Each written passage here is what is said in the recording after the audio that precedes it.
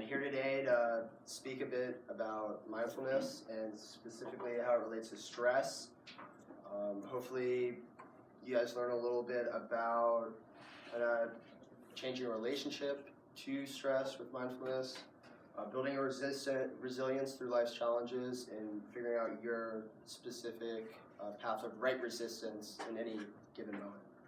So, and then also hopefully maybe get to experience it directly of mindfulness through this guided meditation. So let's actually jump right into short breathing space mindfulness exercise. Let's give it a go.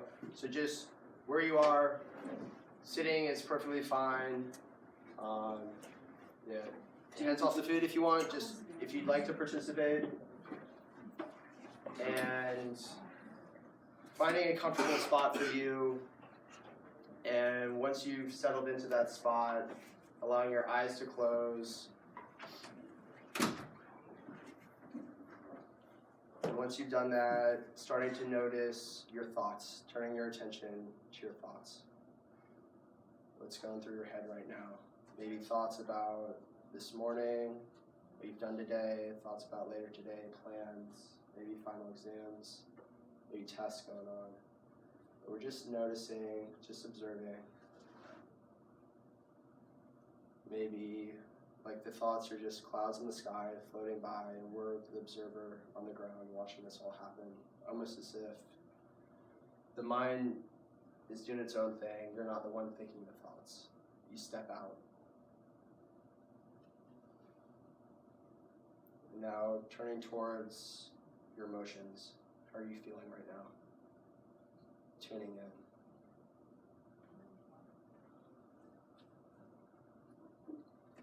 Maybe noticing those feelings somewhere in the body as well, and giving space for those feelings. Welcoming them. They're your experience right now. It's great.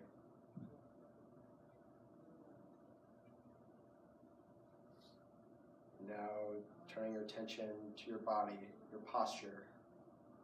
Maybe where your body's in contact with the seat or your feet with the ground.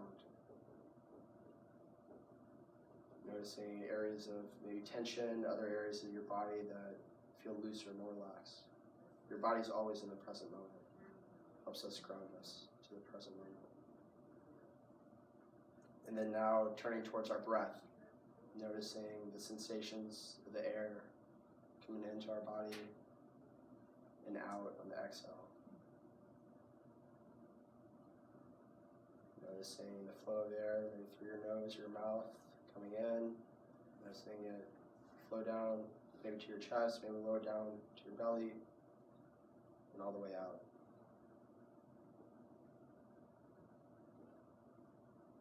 Breathing in, breathing out.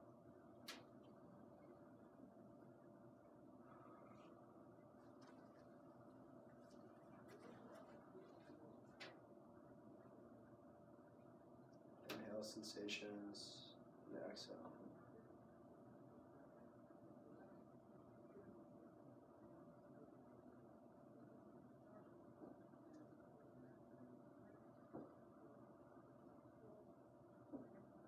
Now finally opening our awareness again slowly to encompass our entire body in a more spacious way.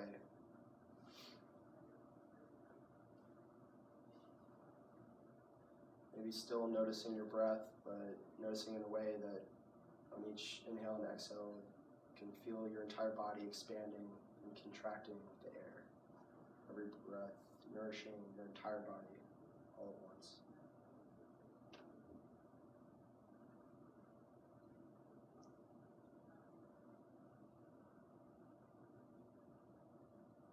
And in your own time, tuning back into the room we're in, your surroundings, and opening your eyes when you're ready, and reacquainting yourself with the room and the people we're with, and the talk that's about to happen. Awesome. Thank you all for sharing in that experience. Cool. All right. Thank you for sharing that. Again, it was just a short breathing space meditation to just ground us in the present moment. kind of breaking us out of where we've been today, what we've been doing, and ground us here. So a little bit more about my story. Like Sarah said, my name is Lucas, and I grew up outside DC in Maryland. Any other people here grow up on the East Coast? Yeah, East Coast, what up? Had an initial exposure to meditation on a class field trip my junior year of high school. We went to a Buddhist monastery. The monks led us through. Wild experience. And then my first year course here was actually Buddhism. I decided on that over the first year, I think principles or another econ course, but ended up majoring econ anyway. But it was a very unique experience. We had Friday meditation labs in the top floor of Old Main. Cool experience, learned a lot. But mindfulness didn't really click. I got into yoga to work on my flexibility, mobility throughout my freshman, sophomore year to get better at baseball. But then I studied abroad in Granada, Spain, my junior year in the fall, and that's when I read The Power of Now by Eckhart Tolle, a really popular book, influential spiritual leader. Took this yoga class with a heavy meditation component, and it all clicked. I started practicing on a daily basis, and it felt like just every moment there's a deeper kind of level of experience to it, and I began to notice some of the benefits. And when I brought it back to Macalester, I began applying these things on the baseball field, reduced my anxiety to pitching, saw some other improvements, stress reduction, and then I went to work at Epic for a year, but I always knew I wanted to keep playing baseball, so I played a season in Australia, Melbourne, and then Germany on the west side of the country outside of Dortmund. And I'm about to finish up a mindfulness coaching certification here in the next couple weeks and hope to launch an online coaching business geared towards high school and collegiate athletes before I head off to Argentina at the end of January. And hopefully get good enough to come back to the States and play in 2019, but we'll see. So what is mindfulness? What do you already know about mindfulness? Anything you already know? What ideas come to mind? Observation. That's good. That's interesting. Almost like trying to see your internal thoughts from an external perspective. Yeah, as an observer, observation. Yeah. Absolutely. Awareness. Awareness. Yeah, mindful awareness. Absolutely. Good answers. So, mindfulness has origins in Buddhism 2,500 years ago. Words thrown out of Vipassana, Samatha, kind of meditation. Vipassana is a Sanskrit word meaning insight into the true nature of reality, deep seeing before the eyes, direct experiential perception. And that kind of sounds woo-woo, a little out there type stuff. Like, what is that? But then, so Buddhists brought it over to America, but then in 1979, this guy, John Kabat-Zinn, he started this program at the University of Massachusetts Medical School, mindfulness-based stress reduction for patients with chronic pain, and this is when it became secularized. That was kind of the birth of the mindfulness movement in the United States, and since it's become a lot more prevalent, other type of therapy, mindfulness-based cognitive therapy for depression, anxiety, become more common in professional sports. The Chicago Bulls used this guy, George Mumford, in the 90s. And then now Fortune 500 companies are offering it, kind of most notably maybe at Google. They're offering these meditations, mindfulness for people, getting people more exposed to it, to practice. So John Kabat-Zinn's definition of mindfulness is paying attention in a particular way, on purpose, in the present moment, non-judgmentally. And that still might be kind of vague. So hopefully these next couple of slides might give you a better idea. So it's based on these 3 foundational pillars: intention, which is the why; attention, which is what; and attitude, which is the how. So your intention, present moment awareness, is kind of the general one, but you may be doing it for stress reduction. Or myself personally, it's more about getting in a flow state on the baseball field. Pitching has become a meditation of itself. Public speakers kind of do things from a flow state, a level of peak performance. So whatever, that's your why behind the meditation. And then your attention is what you're specifically focusing on. You can do a body scan, the bodily sensations, awareness of breath. And then the attitude is more how you're bringing your attention to these things. And so that is more, the three big ones are curiosity, acceptance, and kindness. And so curiosity is turning towards all these subtle things. Like, it's the opposite of boredom. So you might say, well, sitting for 15 minutes, I can't sit still, and this is boring. Like, I could be doing other stuff right now. But it's really being curious about everything and welcoming it all, and an attitude of discovery. And that couples with the acceptance. So acceptance is not the non-judgment. It's not labeling these experiences we're having. It's but it's not resignation. To me, resignation is often confused with the acceptance, but to me, they're two different things. The resignation is more a powerless action where you've resigned to do something you unwillingly, versus the acceptance is more the personal choice to be okay, and now we can make the most mindful action moving forward. And then the kindness. This was actually my biggest challenge in that Buddhism class. My first year course, I was really hard on myself. I would have pain sitting down for even 5 minutes at a time. I was really inflexible at the time in my knees, my hips, my back, and I would fidget, and then I'd beat myself up. Like, why are you moving? No one else is moving, even though my eyes were closed, and I couldn't tell, but I was hard on myself. So adding that kindness, that friendliness, that warm attitude. And so these three attitudes, and you can add more on top of them, but they really give you the foundation for allowing the benefits of that mindful awareness to arise. And remembering that the attitudes are not, it's not just a turn-on switch. It's like filling a bucket with water, where it's drop by drop, and day by day, slowly, these attitudes grow and become stronger.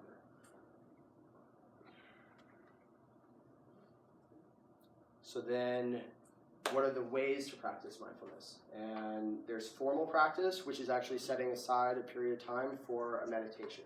And different postures, whether that's lying down, sitting, standing, or walking meditation.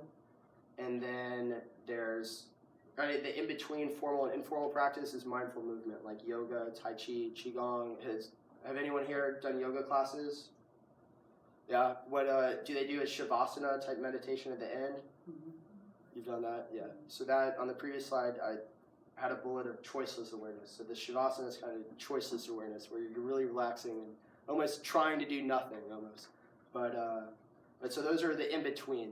I took a Tai Chi class for the first time this other Saturday because I want to get more into the mindful movement. That was a very strange experience. And this outside the Civic Center next to an ice rink back home in Maryland, and they were setting up for this event, so Christmas carols were blaring, like Mariah Carey, and I'm with all these old people, like, moving in a very funny way. Why am I here? But it was cool. It was interesting. And so the informal practice is just bringing this mindful awareness that you've cultivated through the formal practice into everyday life. So bringing more presence and awareness to everything you're doing. So on a walk, you're noticing everything around you. You're there instead of lost in your thoughts or completely focused on where you're trying to get to. And so now, what is stress? What are your ideas about stress? How does stress happen for you? Any people like to share? What does stress end up being like for you? Physical tension. Tension, physical tension, in certain parts of your body. Like a specific place, or just a whole, like. Depending on the day, you wake up in a particular part of your back, or you haven't stretched in a while, so it's your glute. Okay. Anyone else? Mental fatigue. Mental fatigue. Studying for exams. Studying for Just exams. getting tired. Just get tired. Mental fatigue, not like physical, but like mentally, you just want to just zone out and say, cool. I think it's also mental constraint because you can't think better than your status quo. Mm-hmm.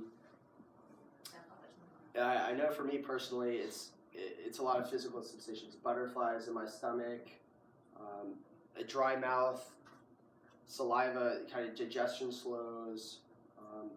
That's where you have less blood in your stomach, and that's where the butterflies come from. But so it's stress. The stress response, it's a biological reaction to danger. It's been we've developed it through evolution. In the past, we were in very dangerous situations, been chased by animals. whatnot, and we'd have this response that'd help us survive. Blood flows to our muscles, our breath becomes more shallow and quick so we can oxygenate everything, our pupils dilate, we can see more clearly. And so this is the sympathetic nervous system turning on, and a host of changes happen in the body. But then problems can arise when it's our thoughts creating the stress and there's no legitimate physical danger. And so this is when it can become chronic and become an issue. And so this stress response, how it happens is through perceiving. You've seen something, for example, there's an object on the floor that looks kind of like a spiral. So I see this object, my brain interprets it as a real snake, and I'm like, oh, I get freaked out, the stress response engages, it ends up being a toy snake. So the perception and interpretation tie together to create that reaction, to stimulate the stress response. And so I think Viktor Frankl, this renowned neurologist and psychiatrist, back in the 40s and 50s, he had this great quote about between stimulus and response, there's a space, and in that space is our freedom to choose and for personal growth. And so to me, that he's talking about the space between perception and interpretation. And so mindfulness is all about widening that space between the perception and interpretation. So now we have a little bit more control over that interpretation, and now we have a little more control over the stress response. So to me, that's the big benefit of the mindfulness, increasing that space between stimulus and response, perception and interpretation. Turning off our automatic pilot, because we often, researchers at Harvard, I think in 2010, they found the average person spends about 50% of the time in the past and future, and 50% of the time actually in the here and now. And that totally varies person to person. But if that time in the past and future is not conscious and intentional planning is great. We obviously need that. But we do it a lot on automatic pilot, and that's where these automatic reactions happen. So one big, if you take a mindfulness course, the normal 8-week course, one of the initial activities is mindful eating. So you'll spend 10 minutes eating a single raisin. So you spend a couple minutes looking at it, a couple minutes like feeling it, examining it, and it slows you down to the point, because this is a big thing for me. I eat so much, and it's mostly done unmindfully. I'm just trying to get in things as fast as possible, whatever. Like I spend too much time as it is eating. But slowing down, you're like, wow, there is so many layers of experience that just pass you by when you're doing things automatically. So it's stepping out of automatic pilot, widening that space between perception and interpretation, and then that's where the magic happens. So changing your relationship to stress, and this relates most with the curiosity. So bring that attitude of discovery and wonder to stress. Instead of, I think typically we have an aversion to stress. We avoid it. It has a negative connotation. And instead of that, turning towards it now, becoming curious about it, noticing what are the subtle sensations in your body when you get stressed, noticing what thoughts are going through your head when you are stressed. So bringing this allows you to, it's not this adversary now. Now we've come into this approach mode instead of avoidance mode. And this is huge when managing your stress and relaxing more. So then the building resilience comes in with the acceptance. So for example, if nerves happen before giving this talk, like butterflies in the stomach maybe, nervous energy, excitement, whatever you want to call it, but being able to accept that and not label it as, like, why is this happening to me? Like, why am I getting nervous right now? But just owning it, accepting it, seeing it as a challenge, that kind of stimulates our ability to respond.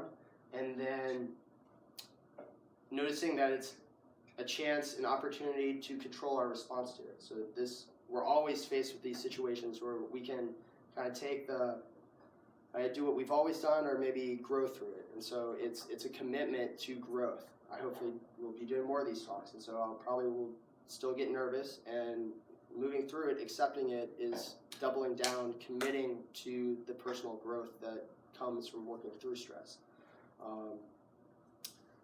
Researchers in 2015, they put a controlled random trial group in a 3-day intensive mindfulness training versus 3-day intensive just relaxation without any mindfulness component.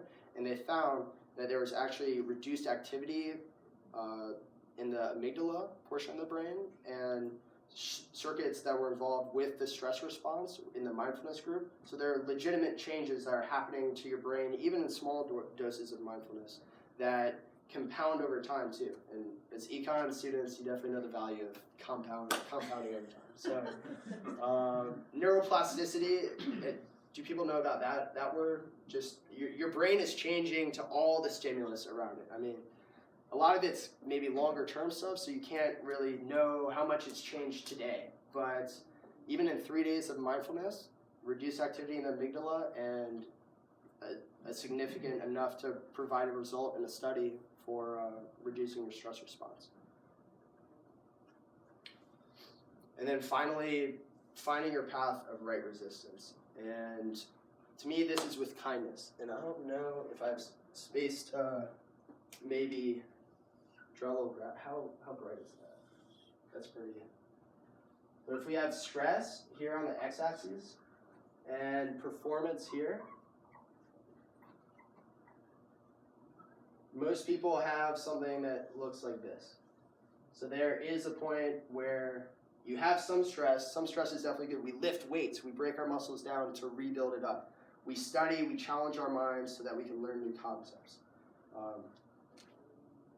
So we have this curve, but we get to a point where it becomes too much. We get exhausted. We get burnt out. And with the kindness and with the curiosity, with the acceptance, we can know kind of where we are on the curve at any given point.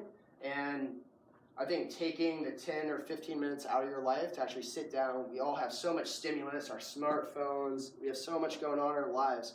You guys are all high achievers, you're at a great college, and being able to take that time to step back, I think automatically moves you maybe a little bit back down the curve, so you're more aware of where you are. It might move you back down, and I think also a huge thing about mindfulness is it might, by building a resilience, you might have more space at the top where you can handle more stress and still have a high level of performance. And researchers, it's some group in the UK, the New Economics Foundation, teamed up with the UK government. They did extensive research on well-being, mental well-being, and they found these 5 components that really, doing these activities really increases well-being. It was a research-based plan, and so those 5 things are connecting with people, so your relationships, even strangers, saying hi, giving that energy, receiving that energy, and then moving, exercise, motion. We're not meant to sit still for tons of time, move. And then the giving, so that's volunteer work, supporting other people, giving yourself to great causes. And what's the other one? Discover, so that's learning new things, challenging yourself. So those 4 things, and the 5th one was noticing. And I think that is almost directly mindfulness. Just the awareness, start noticing the smaller things, tuning in. And all these things help each other, but by practicing mindfulness, it gives you a tool that then, for me, I can apply it and dive more deeply into the reps I'm doing for baseball, connect better with my teammates. So I believe. But, but it all connects with each other, and that's kind of the beauty and value in mindfulness. So I think next we're going to do a slightly longer guided mindfulness exercise. So if let's take a couple minutes to stretch though. First, stand up. And one thing that's helpful, tuning into where you can put a hand on your heart maybe and lower down your belly, but noticing where your breath is coming in right now. So, is it coming in up here, or is it coming in all the way down to your stomach? It's easier to do this laying down, but you're just kind of noticing what part of your body is moving.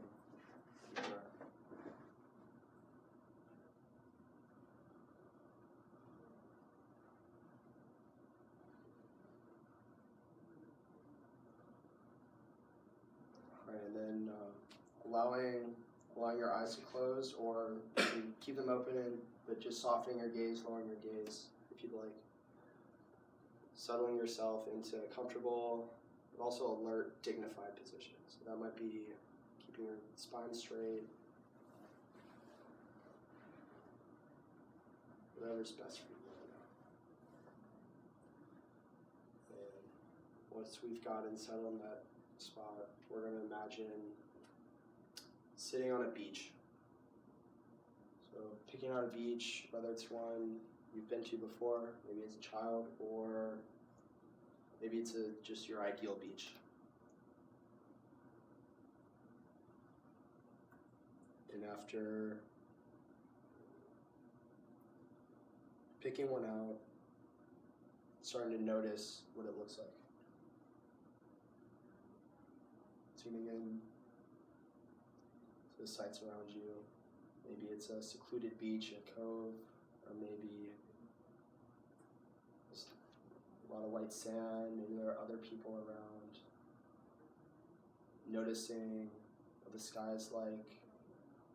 Are there clear blue skies? Are there clouds? Where's the sun? Is the sun rising? Is it close to sunset? Is it night? It's really tuning in. What's the water look like? How blue is it? Are there waves?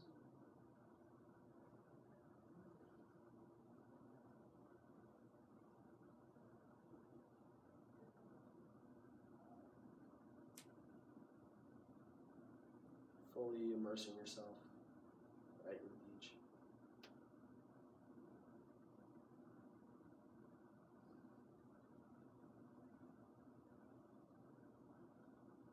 And perhaps noticing any sounds too. Maybe seagulls crying, maybe the sound of the ocean, the waves crashing. Maybe the sound of the wind as it passes your ears.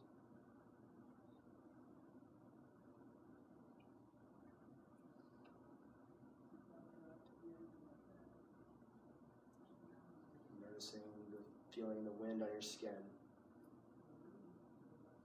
Maybe the temperature, whether it's cool, whether it's really hot outside.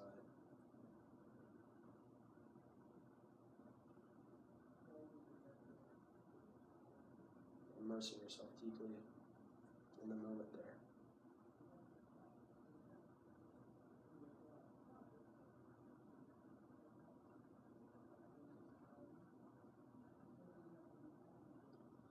Noticing how it makes you feel being there. What's it like to be there?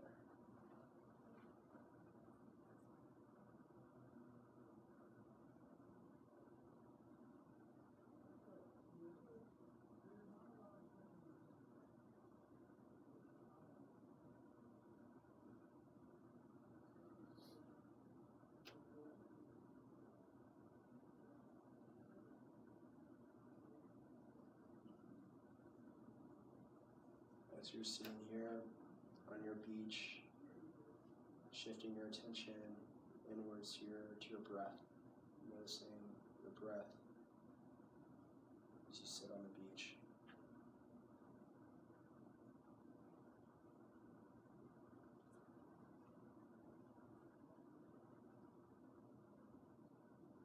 As it comes in,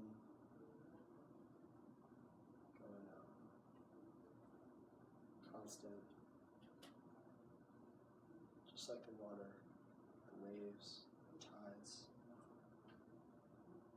It's constant presence. In and out. Simply observing, noticing,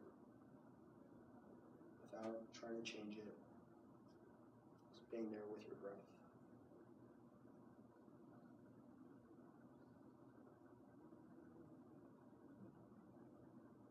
If your mind wanders from the breath, kindly noticing, because that is mindfulness. The noticing is huge. And congratulating yourself, and then gently bring the attention back to the breath, back to the air, where you can feel it in your body.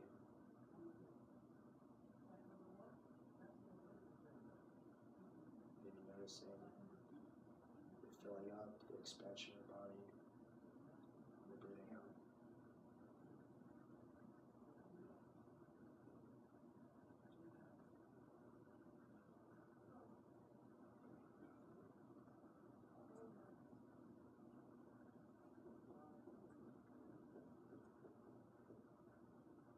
Now, if you'd like, deepening your breath. Seeing if you can move it down to your belly and lengthen the inhale.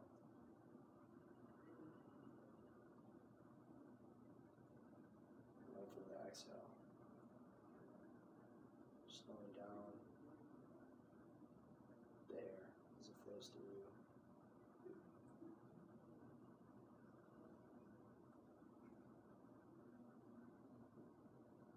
Noticing the space after an exhale, before the next inhale. All the layers of the breath.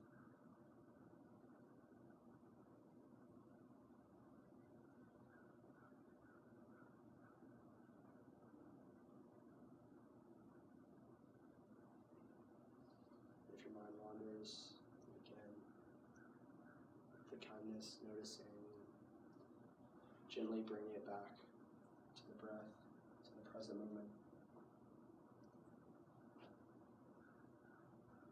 With the deep breaths, deep, long inhalation.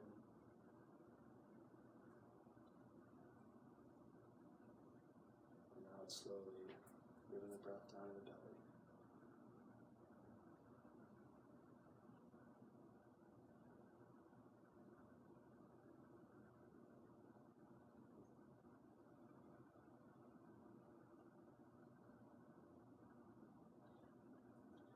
Becoming very curious about the breath.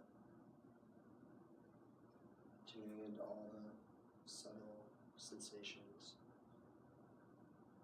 Noticing how each breath is a little different. No one's the same.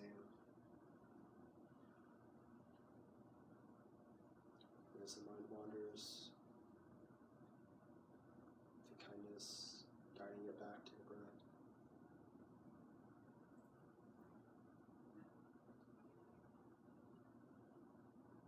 Maybe bring a little smile to your face as you breathe every time the mind wanders.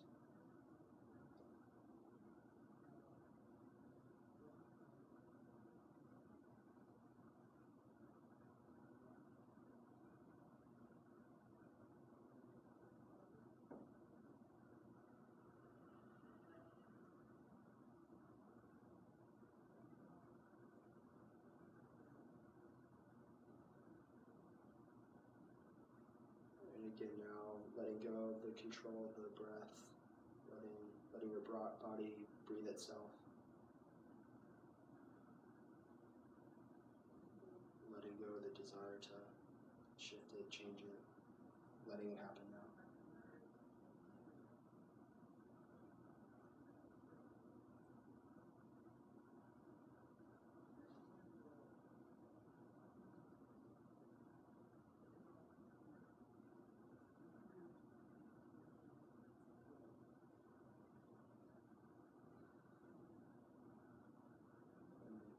As we near the end of this meditation, bringing a smile to your face, taking a few more deep breaths, really congratulating yourself for taking the time, spending time with yourself to participate in this, and in your own time, coming back to the room where we're at, and bringing the exercise to a close when you're ready.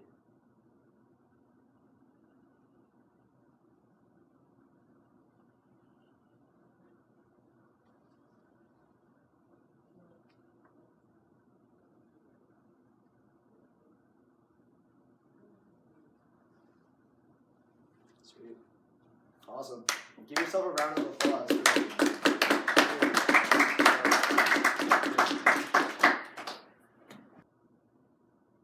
So if you take a mindfulness course, normally there will be an inquiry component to it, where the teacher will kind of ask questions, kind of dive, being curious about your experience, what came up.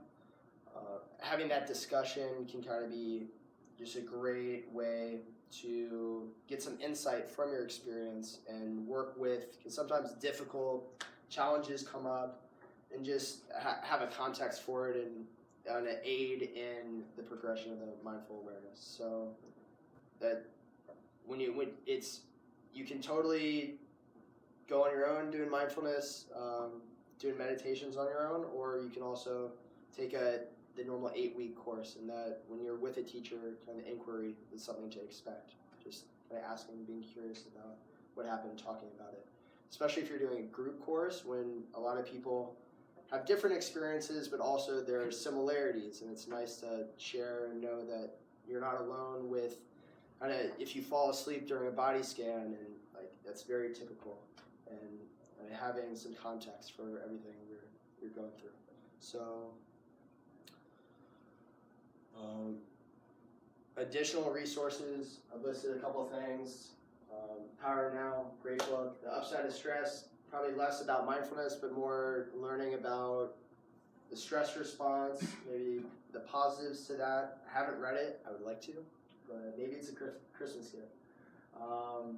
Yeah, up there, mindfulness-based stress reduction, that's the typical 8-week program that we'd go in that is a deep dive. So that's, people are usually expected to do 30 minutes to an hour of daily practice on that. So it can be very intensive, but it's also mindfulness. There's tons of resources online. The Headspace is an app where you can do just kind of the breathing space that we did in the beginning, just 3 or 4 minutes, a pause throughout your day, or maybe they have a little longer 10, 20-minute guided meditations. So it's something that you can take it upon yourself to learn more and experience it, or you can actually use a formal resource, a teacher, a book, and do that. I think their Sitting Mac, I believe, still is going on, and that has more of a spiritual, I guess, undertone to it, but maybe 4:45 on Wednesdays or Thursday afternoons. Check the website, but it might be cool to do that. It might be relaxing this time of year. Next week, maybe, if you're going through a tough pre-exam time.